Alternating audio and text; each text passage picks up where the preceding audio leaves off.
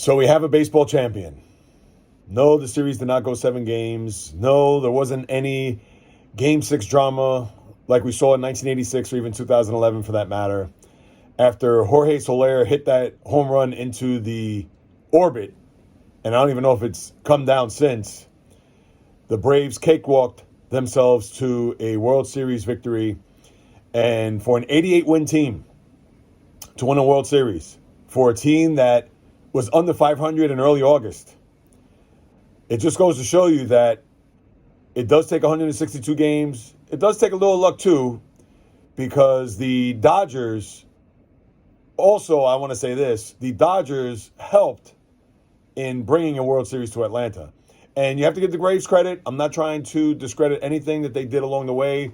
They won fair and square, they're champions, etc. But for the stupid analytics, when you think back to Game 2, where Dave Roberts put Julio Urias in the bottom of the 8th inning up 4-2 when he was supposed to be your Game 4 starter, that's where the Dodgers lost the series. And think about it. That's where the Braves capitalized and were able to win. But kudos to them. As a bitter Met fan, it's painful to watch, not only because I hate the Braves and knowing that the Mets in early August were in first place and certainly had destiny in their own hands, and obviously they did not perform, execute, play well to the point where they fell under 500 and were long gone when you got to the middle of September. As for the Astros, this could be the end of their window. Could be.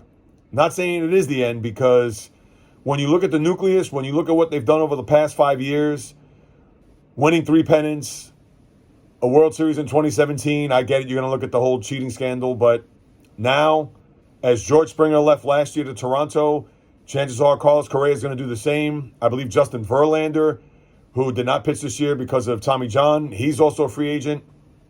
And granted that they have enough depth to where they still have their core in Altuve as well as Bregman. You want to add in Kyle Tucker, the outfielder, to be part of that mix, who pretty much replaced Springer. Yordan Alvarez, who, as we saw, was ice cold in this World Series after a blazing hot LCS. Yeah, they're not going to go away by any stretch, but you have to wonder whether or not this team, and they need more pitching, you have to wonder whether or not this team has pretty much looked at this championship window as it's starting to close, considering for the past 5 years they've been in contention. Remains to be seen. I feel bad for Dusty Baker. I was rooting for him to finally get that elusive World Series, but it wasn't to be, and the game last night was an absolute bore. Now, the last thing is, with the baseball season over and with the collective bargaining agreement to expire, I believe December 1st, what's going to happen with baseball here over the next few months? I don't have the answer. I said that this is going to be Armageddon between the players and the owners. I still believe that. I'm sure they're going to come to some sort of agreement. You know there's going to be a lot that the owners are going to want here, whether it's expanded playoffs, whether it's a universal DH, just to name those two. Who knows what they're going to do as far as speeding up the game. I understand it's not a players and owners thing, but the sport is a shell of its old self. And I'm not even going to get into analytics and things of that nature, but the game has to improve in order to, A, bring eyeballs to the sets, and to order to have that type of intrigue.